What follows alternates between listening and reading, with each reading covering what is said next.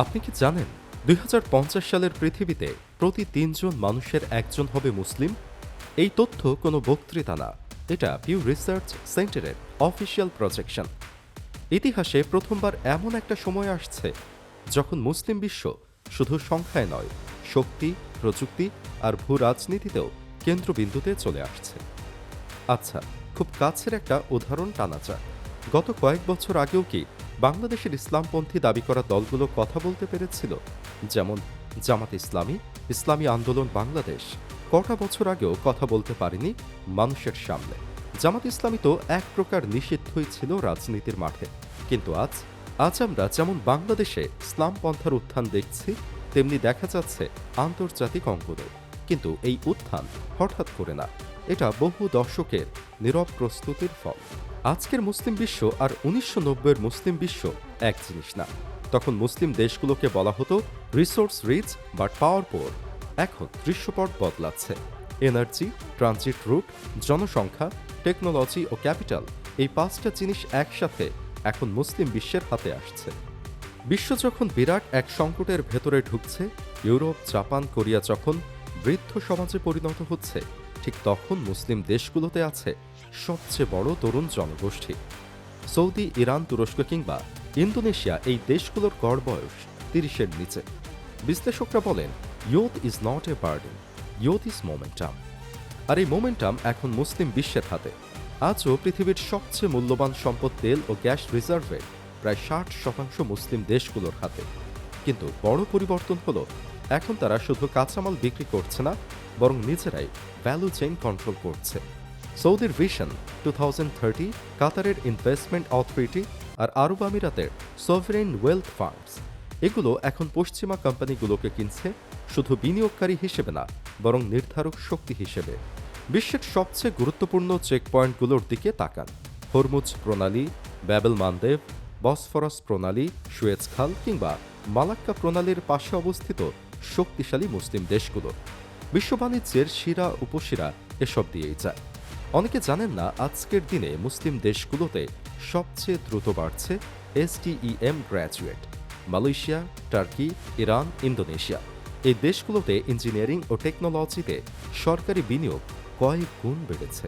ইসরায়েলকে সবাই start up nation বললেও খুব কম মানুষ জানে আরব আমিরাত আর সৌদি এখন স্টার্ট আপ ফান্ডিংয়ে অনেক ইউরোপীয় দেশের চেয়ে এগিয়ে। অথচ একটা সময় ছিল যখন মুসলিম বিশ্ব আত্মপরিচয় নিয়ে ডিফেন্সিভ ছিল, এখন সেটা বদলাচ্ছে। আজ মুসলিম দেশগুলো আধুনিকতা আর ধর্ম, এই দুইটাকে মুখোমুখি দাঁড় করাচ্ছে না, বরং তারা একসাথে বিশ্ব চালানোর মডেল তৈরি করছে। আরেকটা বড় পরিবর্তন দেখা গেছে মাল্টিপোলার ওয়ার্ল্ডে মুসলিম বিশ্বের দর কষাকষির ক্ষমতা। আগে বিশ্ব ছিল ইউনিপোলার বা বাইপোলার, এখন শক্তি ছড়িয়ে গেছে। চীন, আমেরিকা, ইউরোপ সবাই মুসলিম বিশ্বের সাথে সম্পর্ক রাখতে চায়। এমনকি বাংলাদেশের মতো দেশগুলোর জন্য এখন সুযোগ।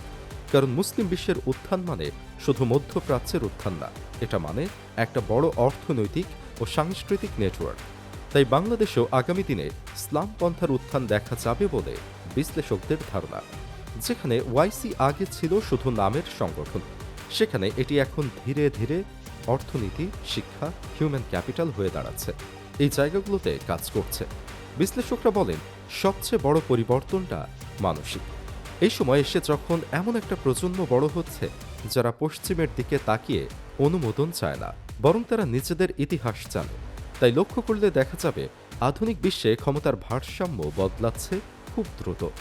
আর এই পরিবর্তনের কেন্দ্রে মুসলিম বিশ্ব ধীরে কিন্তু নিশ্চিতভাবে উঠে আসছে। আরেকটা বড় কিন্তু কম আলোচিত বাস্তবতা হলো, মুসলিম বিশ্বের অর্থনৈতিক ম্যাপ ধীরে ধীরে পশ্চিম থেকে পূর্বে সরে যাচ্ছে। আগে মুসলিম বিশ্বের শক্তি মানেই মধ্যপ্রাচ্য, এখন সেই চিত্র বদলাচ্ছে। মুসলিম দেশগুলো মিলে তৈরি হচ্ছে এক নতুন মুসলিম গ্রোথ বেল্ট। ওয়ার্ল্ড ব্যাংকের ডেটা অনুযায়ী আগামী 2 দশকে মুসলিম প্রধান দেশগুলোতেই হবে সবচেয়ে দ্রুত নগরায়ন ও মধ্যবিত্ত শ্রেণীর বিস্তার। এই মধ্যবিত্ত শ্রেণী হচ্ছে ভবিষ্যৎ শক্তির আসল ভিত্তি।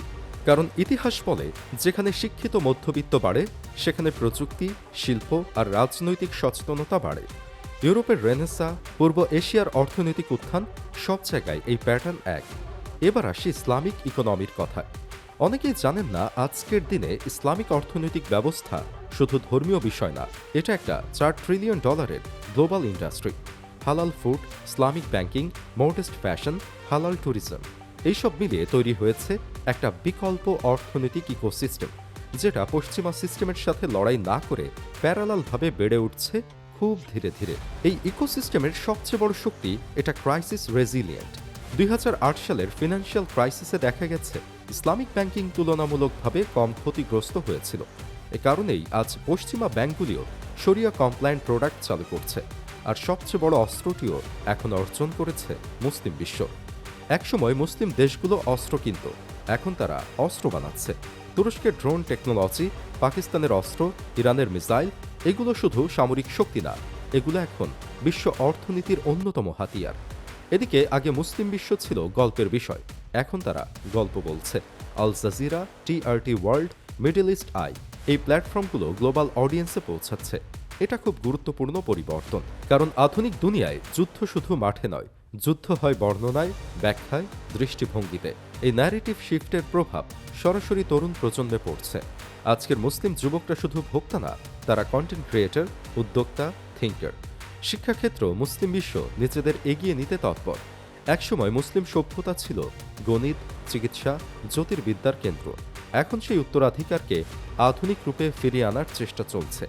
বিশেষজ্ঞরা বলেন, civilisations don't rise by memory alone, they rise by institutions. আর মুসলিম বিশ্ব এখন সেই প্রতিষ্ঠান তৈরির ধাপে ঢুকছে। আরেকটা বড় পরিবর্তন, মাল্টিপোলার বিশ্বে মুসলিম বিশ্বের ব্রিজিং রোল। পশ্চিম বনাম চীন, এই দ্বন্দ্বে মুসলিম দেশগুলো বাধ্য হচ্ছে না একদিকে দাঁড়াতে, তারা হয়ে উঠছে সংযোগকারী শক্তি। এই অবস্থান কূটনীতিতে অসম্ভব গুরুত্বপূর্ণ, কারণ যে পক্ষ সবার সাথে কথা বলতে পারে সেই পক্ষই শেষ পর্যন্ত প্রভাবশালী হয়। এখন আসি ভবিষ্যতের দিকে। 2030 থেকে 2050, এই সময়টাকে অনেক বিশ্লেষক বলছেন মুসলিম ডেমোগ্রাফিক ডিভিডেন্ড ফেজ। এই সময় যদি শিক্ষা, প্রযুক্তি আর সুশাসনের সমন্বয় হয়, তাহলে মুসলিম বিশ্ব শুধু অংশগ্রহণকারী না, নেতৃত্ব দানকারী শক্তি হয়ে উঠতে পারে।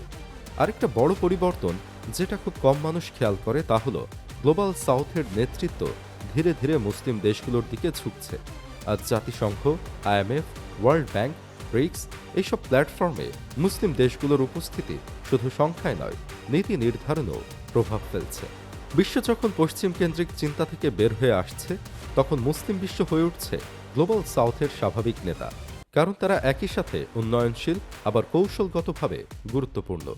সৌদি, ইরান ও আরব আমিরাতের মতো মুসলিম দেশগুলো যখন ব্রিক্সের অংশ হচ্ছে বা ঘনিষ্ঠ হচ্ছে, তখন এটা শুধু অর্থনৈতিক জোট না, এটা হয়ে যায় ডলার নির্ভরতার বাইরে বিকল্প ভবিষ্যৎ।